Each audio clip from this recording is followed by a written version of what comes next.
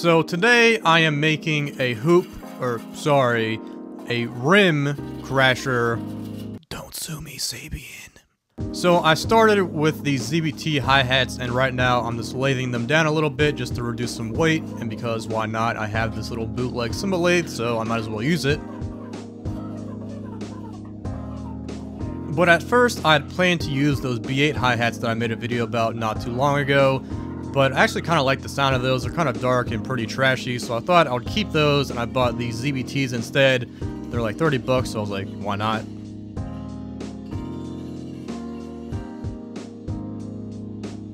So once I finished lathing the cymbals, I hammered them also, and I know if you hammer a cymbal too much that it will sound dead and dull, and I was actually trying to do that because the Sabian version of the Hoop Crasher is pretty bright, so I wanted to try to, you know, tame that brightness a little bit and make it a little bit more dull.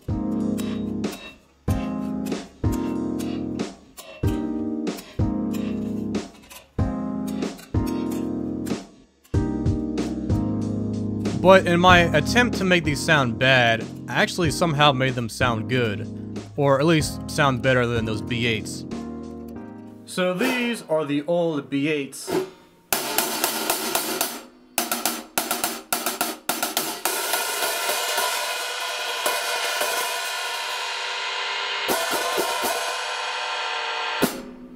And then here are the ZBTs.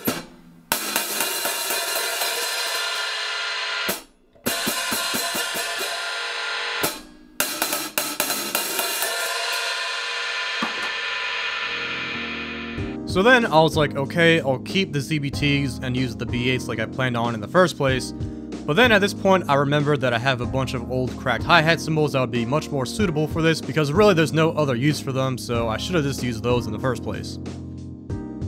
So the first cymbal, which is going to be the top, is a Zildjian new beat, and as you can see, half the work is already done.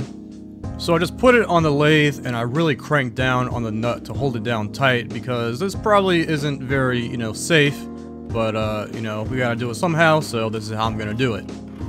So I marked where to cut, and then I started to cut it. And a lot of you guys are probably saying, what the hell happened to that cymbal? So basically, it started with a little tiny, you know, radial crack, and this is back when I was playing with my band, like, full time, and I didn't have any money to buy a new set of hi-hats, so I kept playing on them, and over, you know, the course of, like, a year, this is what happened to them. So there was a lot of chatter and thudding, and that's because I cut through part of the cymbal, but not the whole thing, and that's because, first of all, the lathe is very unbalanced, and second of all, the cymbal is very unbalanced because of the little crack in it. So I stopped and broke off those pieces before they flew off. I also shimmed up one side just to make it cut a little bit more evenly, and then I kept on cutting.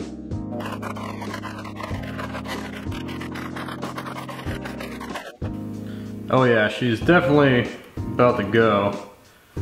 It's a good thing I stopped.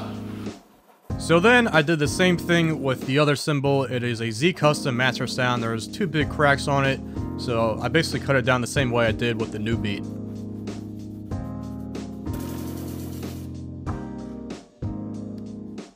So the edge that we just cut is insanely sharp. Ask me how I know. So it's tempting just to like press it out, but that's how this happened. So I'm gonna be more delicate this time. And by delicate, I mean I'm gonna use a hammer.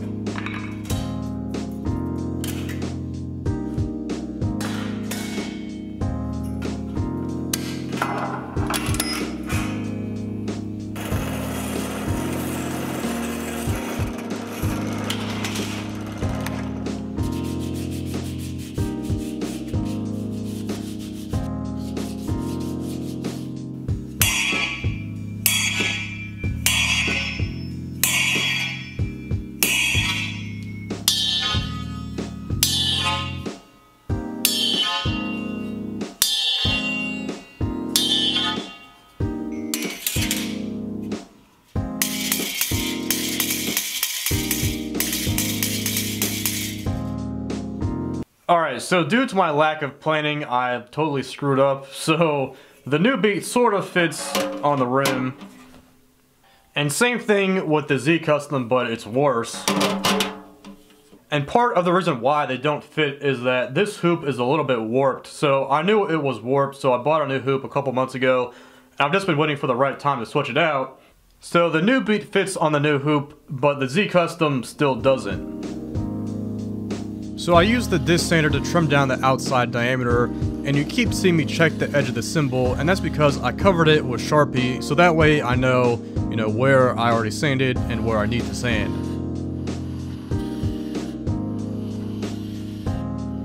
So after a couple passes, it fit inside the hoop, and the one thing that I was worried about was losing the waviness of the master sounds, but thankfully I didn't. So I was trying to figure out how Sabian attaches the two rings together, and I found two versions, and one of them uses like a T-nut, kind of like this but without the prongs. So basically it's like a long barrel that's like a nut. It's not a barrel nut, but basically it's like this without the flat part and the prongs. And then I found another version that uses rivets, so this is like a regular split rivet. It looks like this, and then you bend the two ends out, and that's what holds it together. But they use one that looks something like this, so it's like this I guess, and they put it in, and then they push this part out so it looks like this, and then that holds it in. So it's basically the same thing as this, but a little bit different. So I have a bunch of rivets, but they're all pop rivets, which I don't think would work the best for this application. And then I also have a bunch of like actual cymbal rivets, which you like hammer the one end and it like flares it out, which is what I use on this cymbal. But again, I don't think that would work too well for this application, so I'm just going to use regular nuts and bolts. Okay, so forget everything I just said because I decided to buy some split rivets, so I'm going to use those. And to figure out the location of where to drill the holes, I'm going to use the lugs as a reference because they're in a straight line, and this is a circle, so it can be kind of confusing, so I'm just going to mark them out.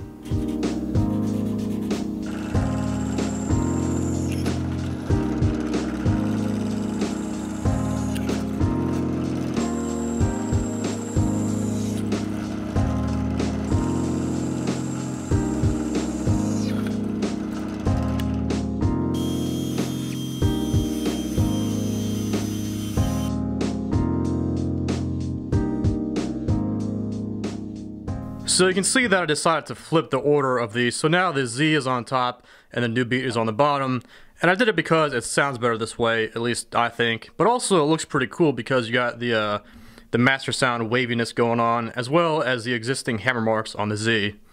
So I have my snare tuned to how I usually have it, so it's like a medium-high tuning, and with the snare like this and the hoop crasher, it sounds alright.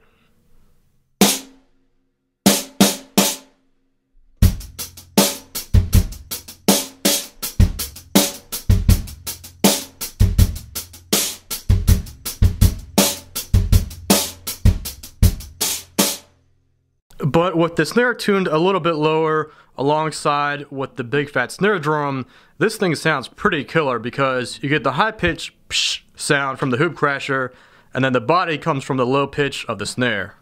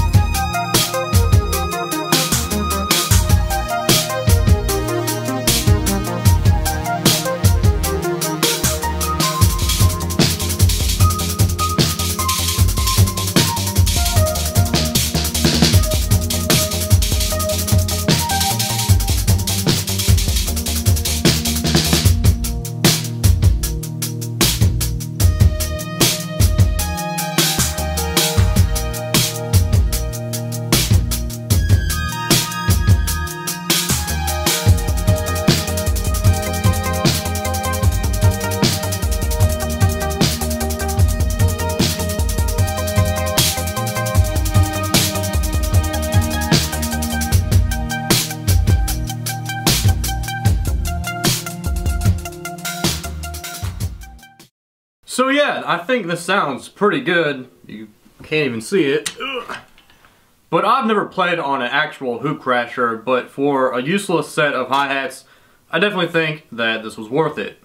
But yeah, also, I'd love to hear your opinion, so be sure to let me know what you think about it.